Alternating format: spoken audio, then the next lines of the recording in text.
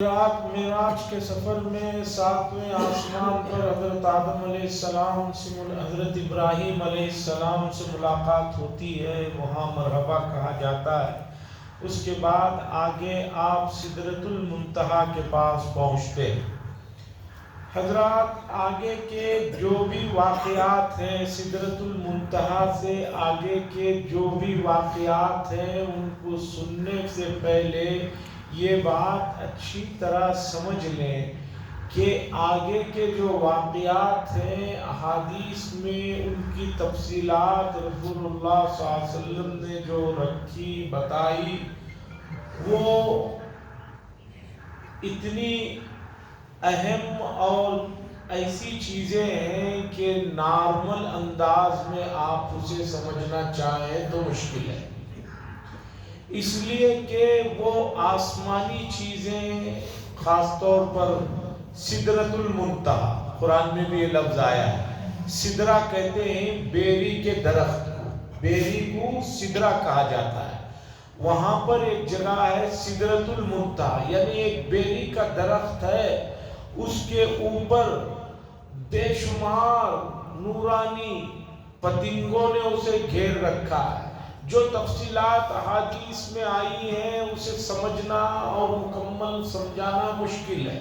ٹھیک اسی طریقے پر جیسے کسی آدمی نے کوئی ایک مٹھائی نہیں کھائی، اب آپ اسے کہیں کہ بھئی وہ مٹھائی میں نے کھائی بہت میٹھی تھی، اب وہ کہے گا کہ کیسی تھی، لڈو کے جیسی تھی، آپ کہیں گے بھی نہیں۔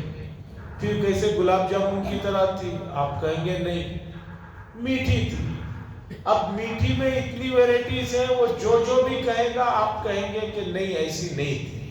تو اسی طرح سدرۃ المنتہا سے لے کر آگے اللہ کے دربار میں حاضری، پھر وہاں کی جو گفتگو اور دیدار کا جو مسئلہ ہے، وہ اتنی عجیب چیزیں ہیں کہ اللہ تبارک و تعالی اسے سمجھنے کے لیے ہم جب میدان حشر میں پہنچیں گے وہیں پر ان چیزوں کو بہت سی سمجھ پائیں گے۔ حضور صلی اللہ علیہ وسلم نے فرمایا میں نے سدرۃ المنتہا کے پاس دیکھا۔ منتہا کہتے ہیں کسی چیز کی آخری جو سرحد ہوتی ہے، کسی بھی بندے کے کوئی بھی اعمال دنیا سے جاتے ہیں تو وہ جا کر وہاں رک جاتے ہیں، اس سے آگے نہیں جاتے۔ اوپر سے جو بھی فیصلے اللہ تبارک و تعالیٰ کی طرف سے ہوتے ہیں وہ آ کر سدرۃ المنتہا پر اترتے ہیں، پھر وہاں سے فرشتوں میں تقسیم ہو کر وہ آگے جاتے ہیں۔ رسول اللہ صلی اللہ علیہ وسلم نے فرمایا میں نے اس جگہ جبریل علیہ السلام کو بھی ان کی اصلی حالت میں دوبارہ دیکھا۔ سدرۃ المنتہا کے پاس رسول اللہ صلی اللہ علیہ وسلم فرماتے ہیں میں نے جبریل کو بھی اصلی حالت میں دیکھا۔ ایک تو غار حرا میں دیکھا تھا حضور صلی اللہ علیہ وسلم نے، ایک اور موقع پر دیکھا تھا، یہ پھر ایک مرتبہ آپ نے سدرۃ المنتہا کے پاس دیکھا۔ اور حضرت جبریل علیہ السلام کو دیکھنے کی جو کیفیت اور حقیقت حضور صلی اللہ علیہ وسلم نے بتائی ہے وہ اتنی عجیب ہے۔ حضور صلی اللہ علیہ وسلم نے فرمایا کہ حضرت جبریل علیہ السلام کے 6 سو پر ہیں، انہوں نے صرف اپنے 2 پروں کو کھولا تھا تو وہ اتنے زیادہ بڑے تھے کہ پورے مشرق و مغرب کو انہوں نے ڈھانپ رکھا تھا۔ یہ جب حدیث میں نے پڑھی تو میرے ذہن میں سوال آتا کہ بھی جب کوئی چیز پھیلائی جا رہی ہے تو درمیان میں پہاڑ بھی تو آ جاتے ہیں، وہاں کیسے ہوا ہوگا؟ لیکن پھر مکہ المکرمہ میں جبل نور جسے کہا جاتا ہے، جو غار حرا ہے جہاں پر پہلی وحی نازل ہوئی، ہم میں سے اکثر حضرات نے دیکھا ہوگا اس پہاڑ کو، بلکہ بہتوں نے اس کے اوپر بھی چڑھا ہوگا۔ مکے کا سب سے اونچا پہاڑ ہے وہ، مکے کا سب سے اونچا پہاڑ ہے۔ اس پر چڑھنے کے بعد مجھے یہ حدیث سمجھ میں آئی، اس لیے کہ اس پہاڑ پر پہنچ کر رسول اللہ صلی اللہ علیہ وسلم جس غار میں بیٹھ کر کعبے کو دیکھ کر مسلسل کئی دن عبادت جو کیا کرتے تھے، اس پہاڑ پر جب میں پہنچا تھا، اب نہیں کبھی بہت پہلے، تو تب سمجھ میں آیا کہ اس پہاڑ کے محاذات میں کوئی بھی چیز نہیں۔